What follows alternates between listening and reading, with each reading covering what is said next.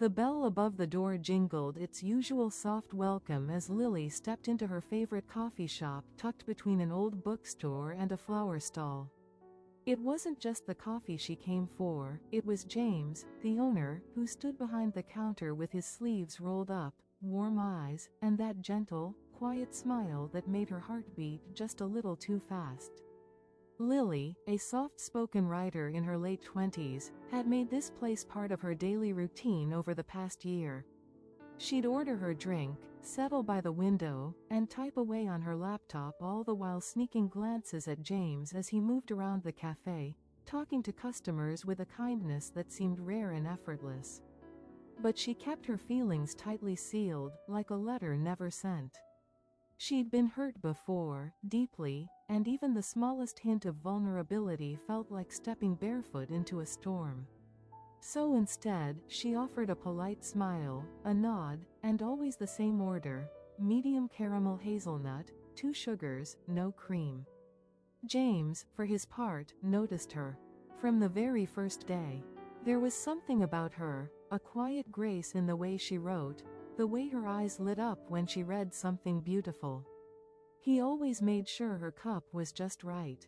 But she kept to herself, and he respected that. Weeks turned into months. They began exchanging a little more than smiles. A comment here, a joke there. "You always order the same drink," he teased one day, handing her cup across the counter. She chuckled, eyes lowering. "Maybe I just know what I like."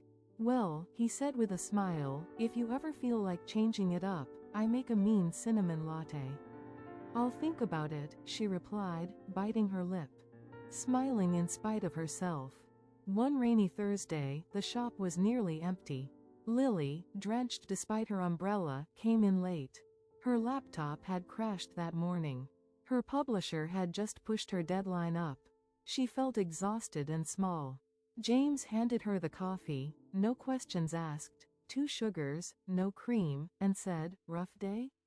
She hesitated. Then, surprising even herself, she nodded. "Want to talk?" he asked, gently, gesturing toward the counter stool near the espresso machine. And for the first time, she did. They talked. About her book. About how hard it was to be brave when the world had once taught her it wasn't safe. About how her ex had taken her dreams and chipped away at them until she stopped believing in herself. She hadn't meant to open up. But James just listened, no pity, no pressure. "You deserve to be treated like your heart is something rare," he said softly, wiping a mug. "Because it is." She blinked back tears. "I'm not used to someone saying things like that." He looked at her, sincere and steady. "Maybe you should be." After that day, something shifted. They didn't jump into anything. There were no dramatic declarations, no rushed feelings. Just a quiet, consistent presence. He started leaving her little notes on her cup, quotes, sometimes, or silly doodles. She brought him a dog-eared copy of her favorite poetry book. They talked more, shared more, smiled more. One morning, as spring was edging into summer, Lily walked in and hesitated at the counter. James raised an eyebrow. "Your usual?" She shook her head, smiled nervously. "I think I'll try the cinnamon latte." He grinned. "Taking risks now?" "Maybe," she said, looking into his eyes. "Maybe I'm learning to trust again." The coffee was sweet, a little spicy, unfamiliar but warm. Like possibility. When she sat down, she noticed a note under the cup sleeve.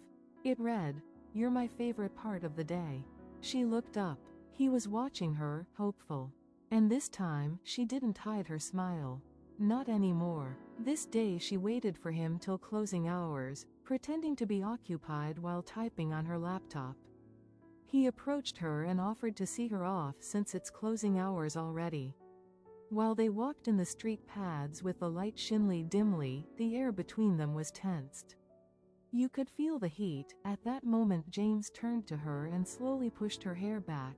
"I know you like me, but I don't get why you seem distant even though you are so close." She stared at him, suddenly unable to speak, like she lost her voice. He went on, "I've wanted you since I saw you come into the coffee shop, and I've waited to do this, and I'm sorry for this." James closed the space between them with a kiss so soft yet filled with pent-up emotions, feeling and desires. Lily didn't hold back, she pulled him in for more. This time she is going to allow herself be loved by James and forget about her past hurt.